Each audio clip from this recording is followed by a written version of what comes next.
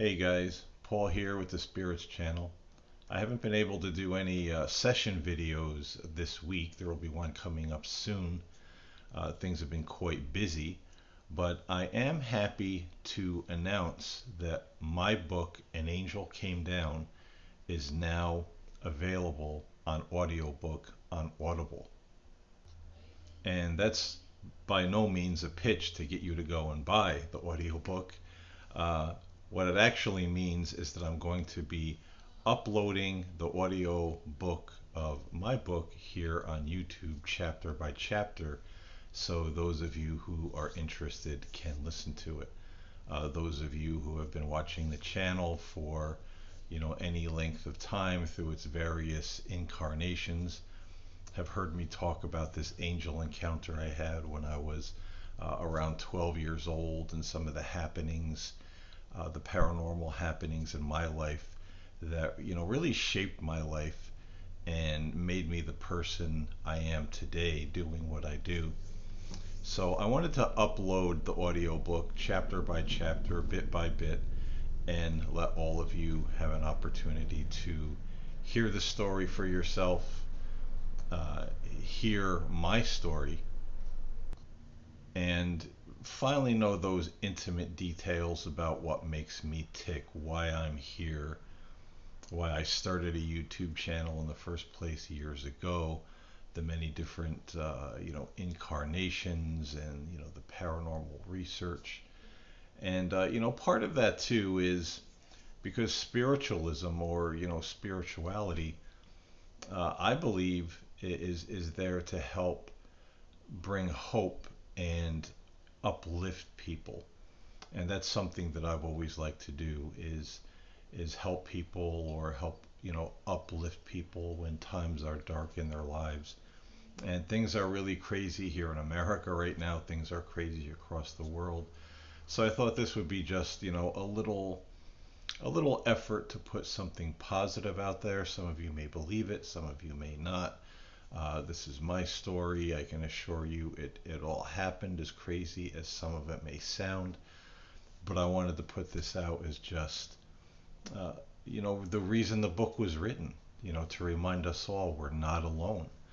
There are, higher presences around us that watch over us and look out for us, and they love us, beyond what we can imagine. So none of us ever walk this crazy life or crazy world alone, no matter what's happening around us. So this book is a reminder of that, and that's why I wrote it. Not to get rich, not to make money, not to be somebody. Once we put those kinds of motives into this kind of work, or any kind of work that's meant to help and uplift, it becomes something else. It becomes a vehicle to enrich me rather than to enrich others. So all this is just always me, you know as one person standing among many, saying all of our lives matter. None of us are alone.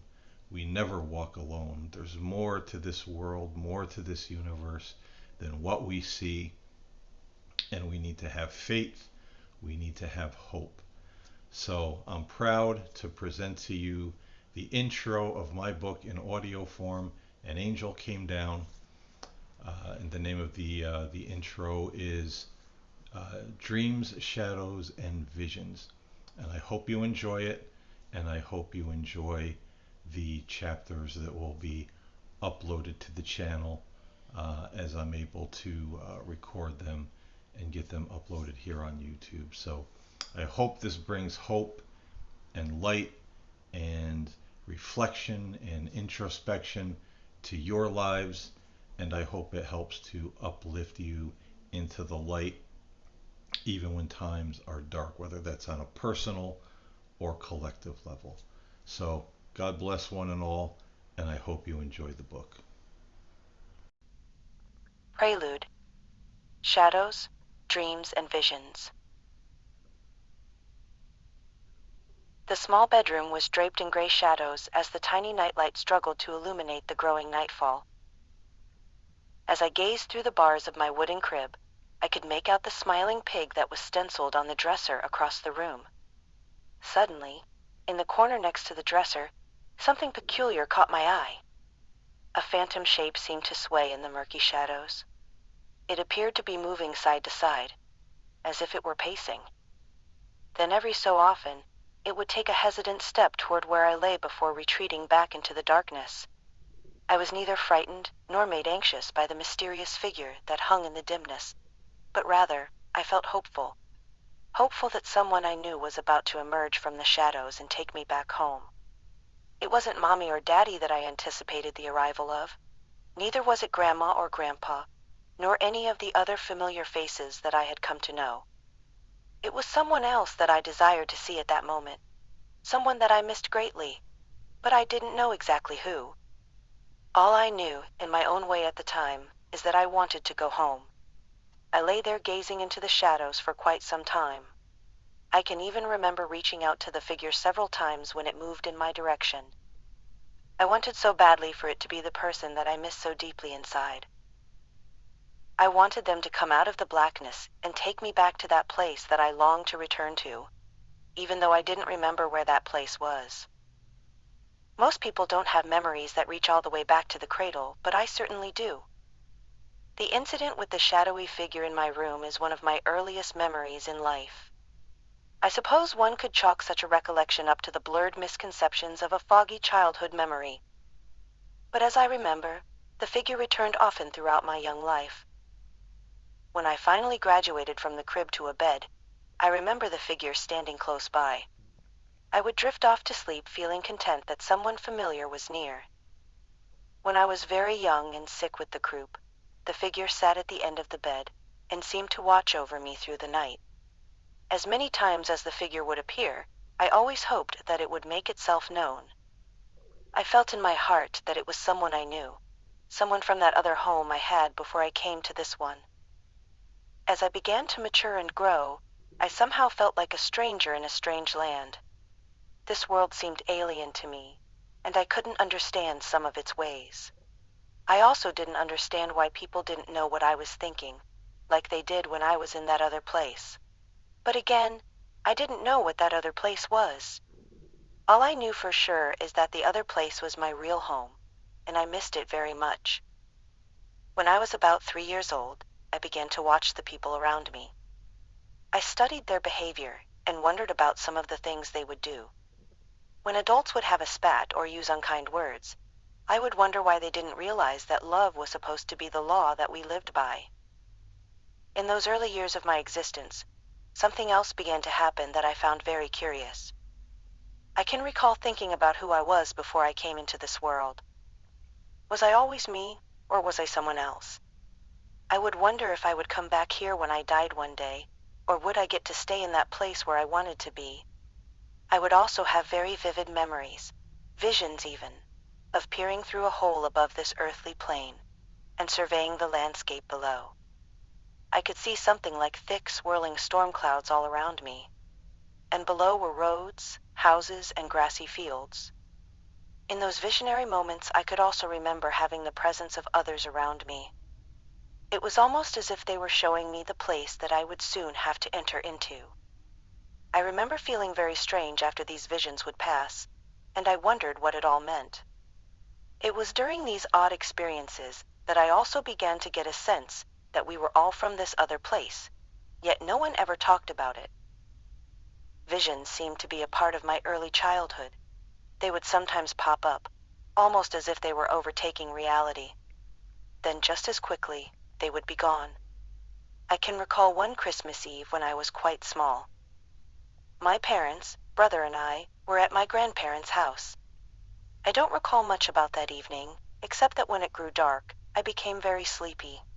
I remember my parents saying that they'd better get me home to bed, and my father picking me up from the couch where I sat. At that time, we lived right next door to my grandparents, so home was just a short walk up a small hill. I remember as my father carried me up the hill, my surroundings changed as if someone had inserted a different background into my world. The dark night was suddenly lit with Christmas lights that hung on nearby trees. The warm glow of candles lined the small path that led to home. Over to my right there was an old-fashioned lamp-post decorated with green garland and a red bow. The street lamp beamed with a golden halo. By candle or electric light, I could not tell. I remember it was snowing, and the ground was covered in a blanket of white. I can then recall seeing movement beyond the street lamp's radiance. It almost seemed as if a small group of people were scurrying about in the shadows of the night. Then all at once, a mysterious woman emerged from the silhouetted group and stood in the street lamp's golden hue. I cannot recall the woman's face. However, I do remember that she wore a long brown coat and had blonde hair pulled back into a ponytail. The woman looked at me and smiled warmly. "Merry Christmas," she whispered in a soft tone as my father carried me past her. My father didn't acknowledge the woman, and I didn't offer to speak back to her. I just stared at her and all of the mesmerizing sights around me. Then, in the blink of an eye, it all vanished from my sight as we approached the familiar front door of my earthly home. I know that all this was not a dream. I was wide awake, and of that fact I am sure. In my older years, I inquired to my parents about the lavish outdoor decorations that were set up when I was a small child. They informed me that no such decorations were ever put out when we lived in the house of my very early years. As for the woman, some may speculate that she was a kind neighbor. But we had no neighbors around us at the time. The two houses where my grandparents and parents lived in those days were isolated out in the country. There were no other houses or neighbors nearby. I can also remember the strange dreams I sometimes had as a child. I would often dream that I was in the hole in the sky, looking down at life on Earth. I would be protesting in those dreams about leaving my home on the other side of the hole. In the end, however, I would realize that I had to come here, and a strong wind would carry me downward to the earth below. I can also remember taking a nap on my grandmother's couch, and dreaming that the cushions would open up like a set of translucent double doors. I would drift through the ethereal doorway and float up towards the hole in the sky. I could see hazy images in those dreams, images of figures with arms open wide as if welcoming me back to where I once resided. I would awaken from those dreams and immediately take in my surroundings. I can recall feeling a bit disappointed to see that I was still in my secondary home. Once I even prowled around my grandmother's house, looking for my shadowy friends. I could feel their presence all around me, but I could not find them no matter how hard I searched. The world of dreams and shadows was the one I existed in for quite some time in my childhood. It was sometimes a mysterious world, yet it somehow seemed completely normal. I didn't question these things, but then again, I didn't have the intellect as a small boy to do so.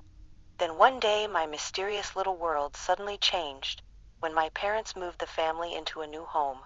The realm of visions and filmy forms was then left behind for a life that would become increasingly more complicated as the years went on.